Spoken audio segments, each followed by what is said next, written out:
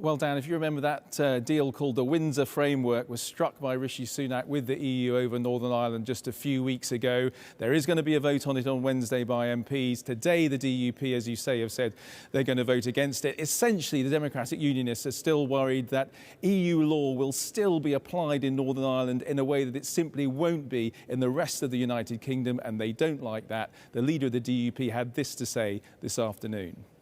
We continue to have real concerns. There are key issues in the Windsor Framework that we believe need to be addressed that give rise to concerns, not least the continued application of EU law in Northern Ireland, what this means for our businesses and ability to trade within the internal market of the United Kingdom. Now, the government says it will continue talking to the Democratic Unionists, but they're pressing ahead with the Windsor Framework, essentially because they believe it is the only game in town. And they will win that vote on Wednesday because Labour have already said they'll back the government. The biggest concern for the government is how many Conservative MPs rebel and follow the DUP lead. OK, Andy, elsewhere, when I was travelling on the train down to London today, the couple in front of me were having all sorts of conversations, but one of them was about what they called a crucial week for Boris Johnson. For anyone who doesn't know, why is it such a big week for the former Prime Minister?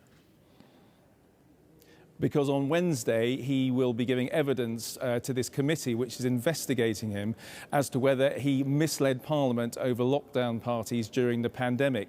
Today, his team have sent a dossier of evidence to the committee inquiry. We should see that tonight or possibly tomorrow. But essentially the essence of his defence is that every time he stood up in the Commons and said, I'm assured that the rules were followed, that no rules were broken, he was doing it on the basis of the advice he was being given. Therefore, he was not deliberately misleading anyone. But Wednesday is going to be a very big day for him. He faces up to 4 hours of questioning in public by this committee. And if that committee decides that he did mislead MPs, he could be suspended from the Commons and even face a by-election. So a very big week for Boris Johnson.